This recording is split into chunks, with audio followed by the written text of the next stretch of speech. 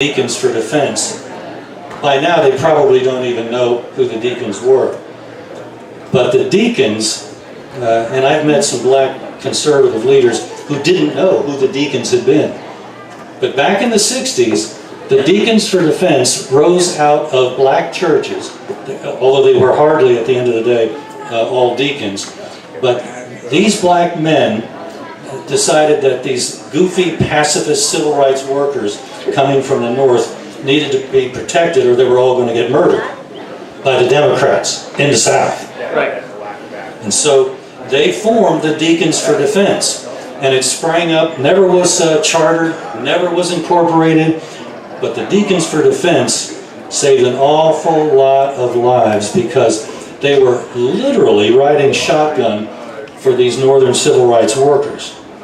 That is something that I think needs to be pointed out whenever we're debating somebody from the other side. Those who are against an armed people are those who are proponents of tyranny. They are the proponents of the KKK point of view.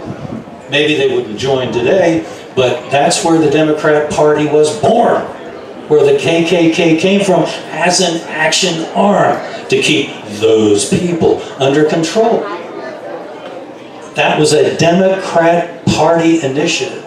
Might as well have been part of their national platform. And I think we need to hold them to that. We need to demand that they renounce the racist roots of the anti-gun point of view in America. The opposition to an armed people and racism go together like a hand and glove. And they don't have a leg to stand on, and we need to make sure that nobody props them up. Right.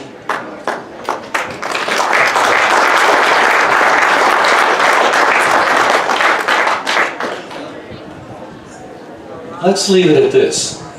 America is not like other nations in so many ways. One of the key differences between us and other nations is that we're not based on any ethnicity. America's based on an idea. America's based on the idea that everybody is under God, including the government. And that has nothing to do with the fact that you might have had ancestors come from Sweden or from Uganda. It just doesn't matter as long as that American idea unites us. America is going to continue to be a great force for freedom and liberty in the world. And hopefully America is on its way back. Hopefully we're seeing before us another rise of the celebration of freedom in this country and a rejection of the British notion that only certain people ought to be ruling.